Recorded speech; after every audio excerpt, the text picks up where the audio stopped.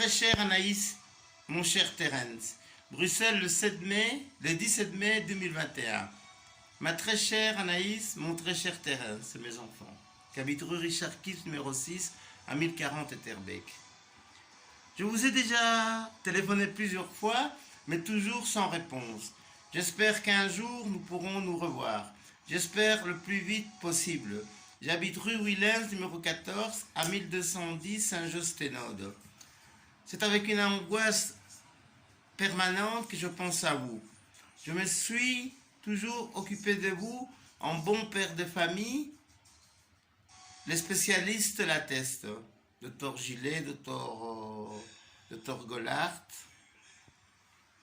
Ça, c'est les pédiatres de mes enfants.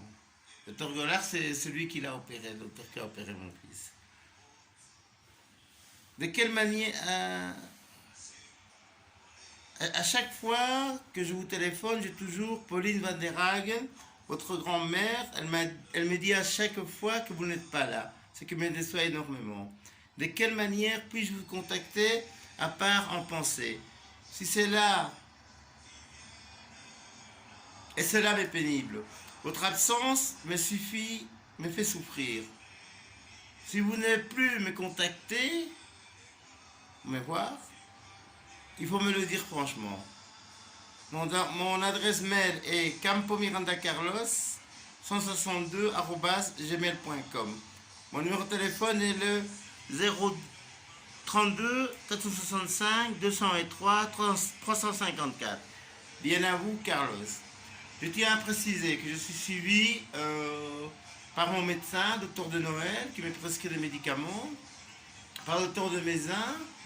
Et j'ai aussi une avocate, Madame Joël Truder.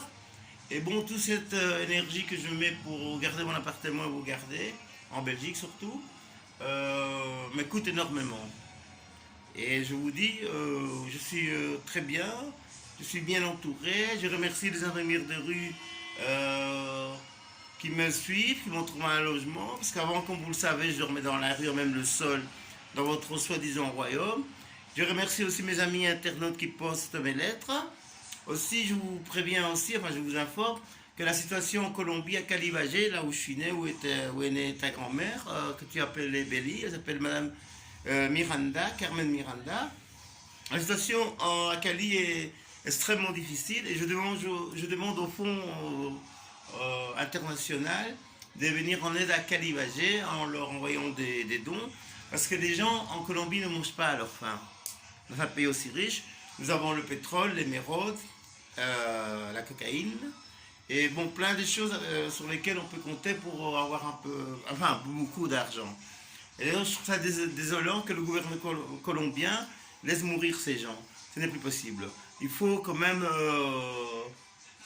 couper l'hémorragie. Nos vemos, gracias, besos, cuchas.